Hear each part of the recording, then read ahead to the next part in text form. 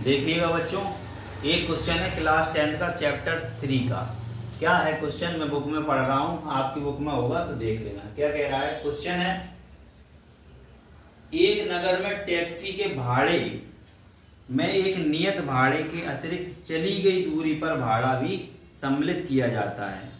10 kilometre दूरी चलने पर भाड़ा 105 रुपए है और 15 किलोमीटर दूरी चलने पर भाड़ा 155 रुपए है। नियत भाड़ा तथा प्रति किलोमीटर भाड़ा क्या है ये बताना है। और एक व्यक्ति 25 किलोमीटर यात्रा करने पर कितना भाड़ा उसे देना होगा ये बताना है।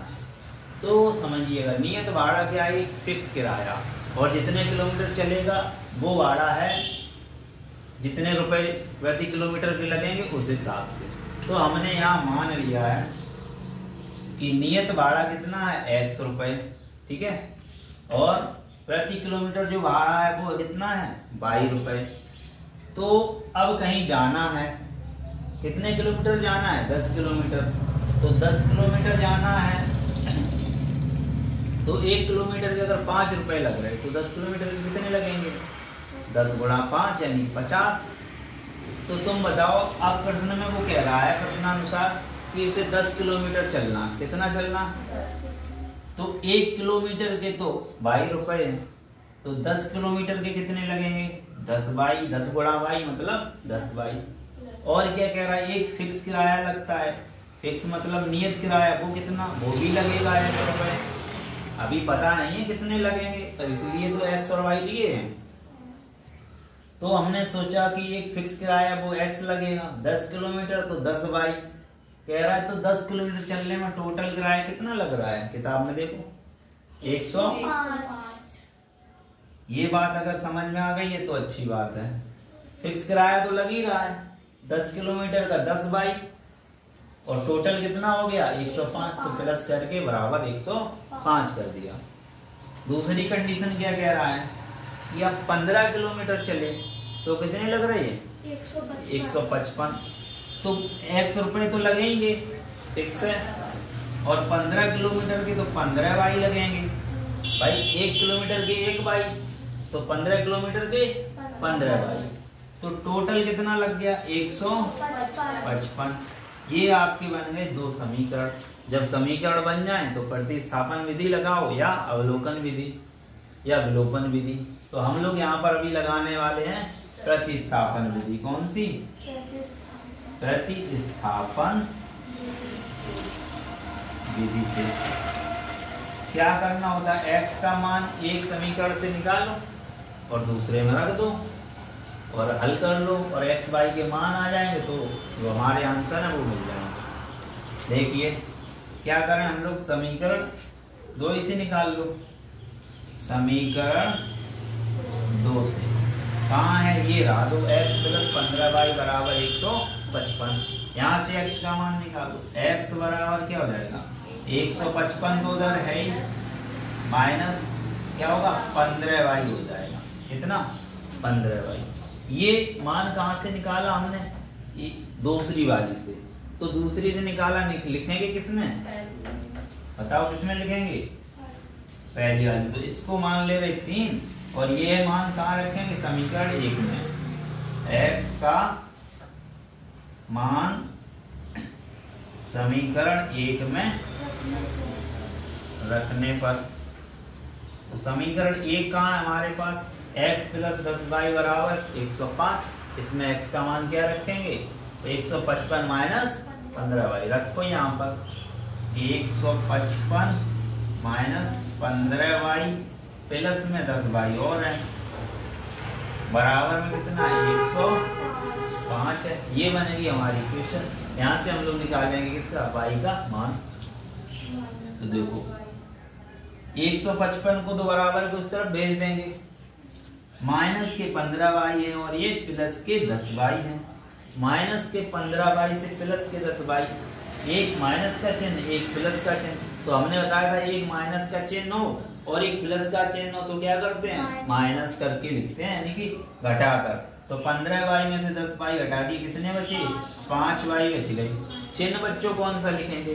जो चिन्ह ज्यादा हो, तो 15 वाला ज्यादा है माइनस का, तो माइनस का यहाँ चिन्ह लिख देंगे। 155 यहाँ प्लस के हैं, आगे कुछ नहीं है तो प्लस है, उधर गए तो माइनस के, तो 105 तो पहले ही से है, माइनस का कितना आ गया? 155 आ गया। ठीक है, अब माइनस के 5 बाई, ये तो ऐसे ही लिख लो, बराबर 155 माइनस 105 में से तो 155 घटेगा नहीं, तो उसमें से ये घटाओ, कितना बचेगा? 5 में से 5 गया 0, 15 में से बच गए 5, लेकिन माइनस का ज्यादा है तो माइनस का चिन्ह आएगा। दोनों तरफ माइनस के चिन्ह हो तो फिर उनको हटा देते हैं, ये भाग लग गया। तो 5y बराबर कितना आया? 50, और y बराबर कितना आ जाएगा? 50 के बटे में 5 लिख दो, 5 से भाग कर देंगे तो 10, यानी कि हमें y का मान मिल गया बच्चों कितना? 10। y क्या था? प्रति किलोमीटर भाड़ा, यानी कि 1 किलोमीटर चलेंगे तो 10 रुपए लगेंगे, 2 किलोमीटर चलेंगे तो 10 दूनी 20 लग जाएंगे, तो y का मान हमें मिल गया। अब हमें निकालना है नियत भाड़ा, यानी कि x का मान। तो x का मान कैसे आएगा? आपके पास 3 समीकरण है, किसी में भी y का मान रख दो, तो जिसमें रखना उसमें रख दो। चलो पहली वाले में रख देते हैं, समीकरण 1 में y का मान रखने पर, ठीक है, तो हम लिख देंगे समीकरण 1 से। आप ये भी लिख सकते हो, समीकरण 1 में y का मान रखने पर, ये पूरा लिख सकते हो। तो 1 कहाँ है? ये यहाँ क्या है? x प्लस 10, और y की जगह कितना आएगा? 10, बीच में गुणा, है ना, बराबर में कितना है? 105 है, तो 105 लिख दो। x बराबर क्या हो जाएगा? 10 गुणा 10 कितना? 100, 100 उधर जाएगा तो फिर माइनस हो जाएगा। ये बात आई समझ का? समझ में 10 गुणा 10 यहाँ 100 लिखेंगे, 100 उधर करेंगे तो माइनस का, ठीक है। x बराबर 105 में से 100 घटाओ, 5 बचा, तो x का मान कितना आया? 5 आया। तो यानी कि फिक्स किराया कितना लगेगा बच्चों? 5 रुपए। चलो या ना चलो 5 रुपए लगने हैं, और जितने किलोमीटर चलोगे उसको 10 रुपए के हिसाब से लगेगा। तो आंसर में क्या लिखेंगे?